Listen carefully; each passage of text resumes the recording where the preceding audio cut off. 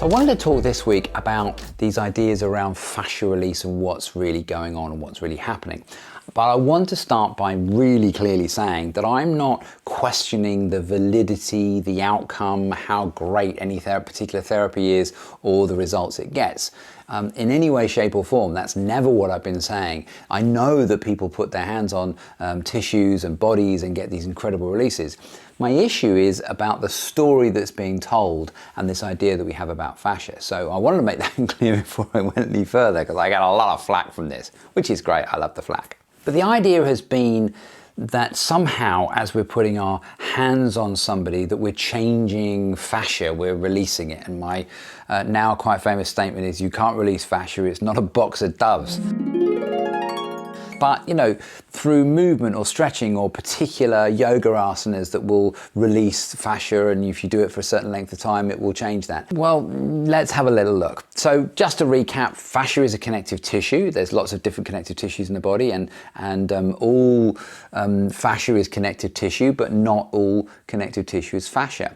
So the job of the fascia is to create compartments, individual organs, for individual organs, and don't forget, a muscle is an individual organ.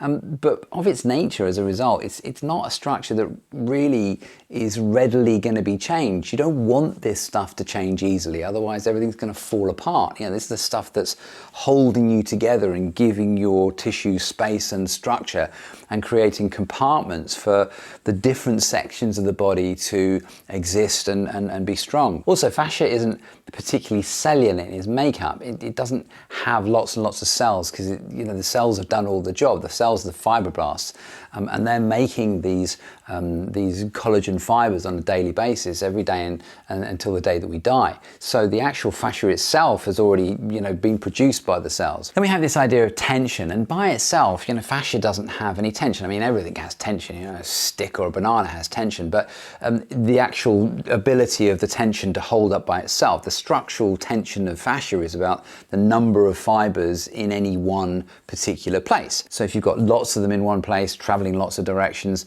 then you're going to get thicker deposits, and these can be seen in the sheet-like things that we call aponeurosis, that we see these around the thigh. We tend to find these thicker arrangements and sheets of arrangements where you need a lot of stability, and for the most part we find more fascia of this kind in the lower body, and you tend to see less in the upper body around the shoulders, and this is because you need more mobility up here. Now, the other thing I've noticed in the dissections is that with older people, the tendency is for the fascia to be thicker in the legs and with less muscle, and the younger donors the opposite.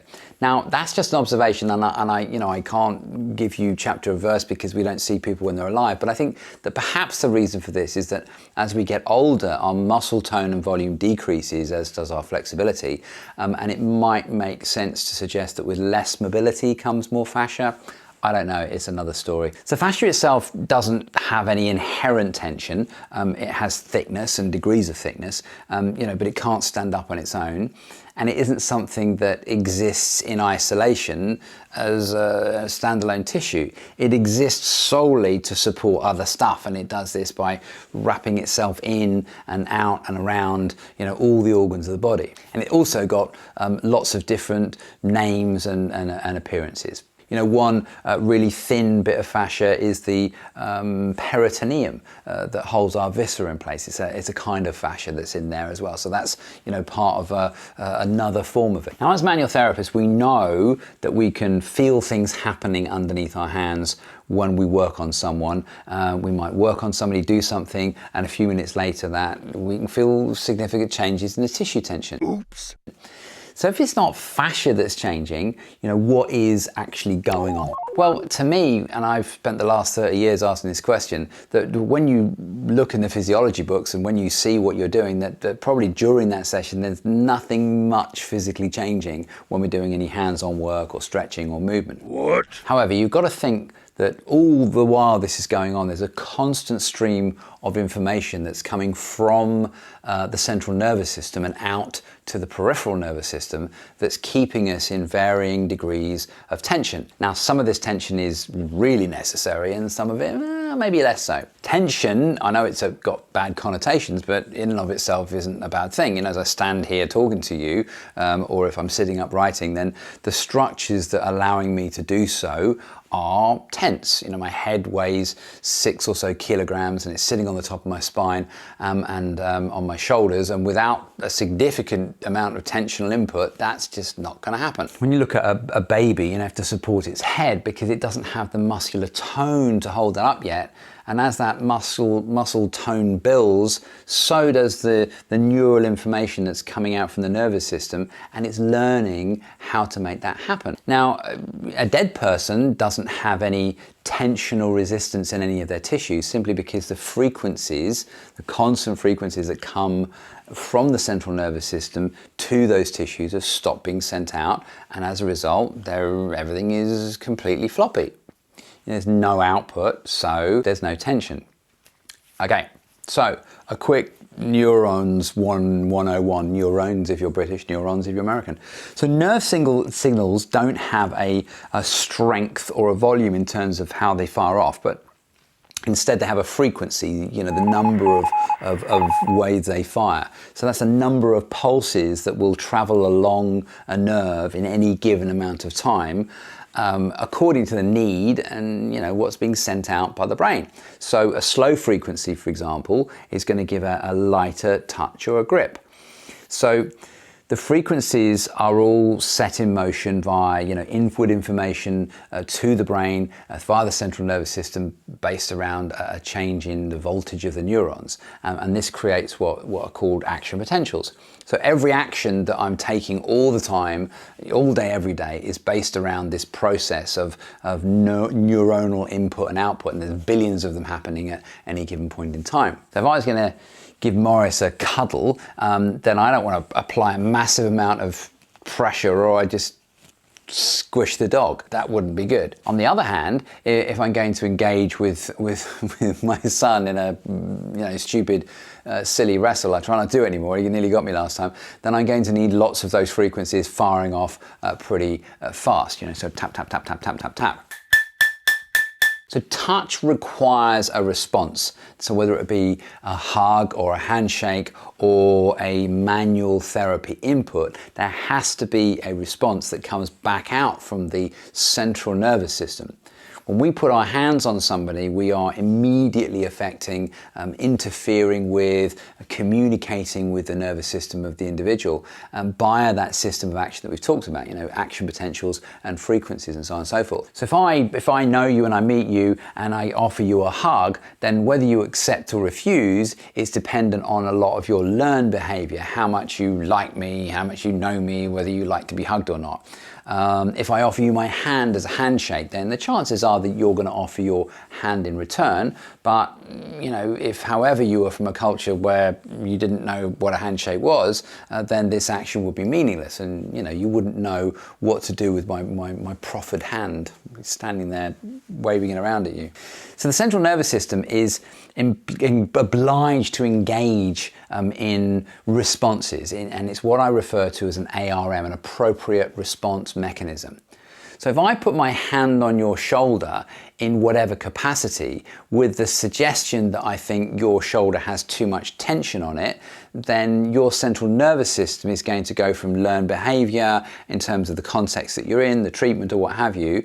Then it can also make the decision to reduce the number of frequencies that are going out from the central nervous system to those muscle groups that are holding the shoulder in tension. Now, my central nervous system might have decided that for whatever reason it wants to fire my trapezius muscles into overdrive and have them held up around my ears, and it's going to do so, and it's going to hold it there until it gets information to stop doing it. Now, perhaps I have had need of this in the past, perhaps I've taught it to do so as a result of compensation for back pain or another movement. Again, another story. So it's going to need something to change that frequency that's going to come out from my brain, and that's going to come from my input. So once I put my hands on it, the potential arises for the central nervous system to read the incoming message and then change or slow down the frequency that's going to that muscle. Now, the $64 million question is, Do I need to apply lots of pressure for this to happen? Now, my view is the answer is no, but that's another story for another time. The moment that the frequency is changed, the degree of firing, the recruitment of the motor units of that muscle changes as well, and the tension going into the muscle will be palpably different. So, have we changed the fascia? No, there's nothing that's different about the muscle or the fascia, irrespective of how different it feels. It's just that I've simply changed the frequency, or the body's changed the frequency of the neural input or output from the central nervous system to that area. All functional tension in the body works like this and is dependent on neural tension, to the point that lack of neurotension is a problem, which can be anything from neurodegenerative disease to death. Now, as I said, everything has tension to some degree. As I said, it's a stick or a banana. But that tension that allows me to move, stand up, the meaningful tension comes only from central nervous system, from neural tension. So again, I just want to emphasize, this doesn't impact in any way, shape or form the outcome of any treatment. I think that touch is one of the most hugely powerful and important remedial tools. But what it's doing is it's communicating with the central nervous system. Now, the good thing is that this goes into and plays into the age-old idea that the body heals itself. That associated neural inputs that deal with things like pain are also included in this idea. Pain is an output along with tension. So if tension can change, then so can pain. And it's a win-win situation. But keep doing it, keep touching, and keep doing what you're doing. Don't think for a minute that I'm criticizing the outcomes of any kind of manual therapies. I'm not. But we're not releasing fascia. Like I said, you can't release it. It's not a box of doves.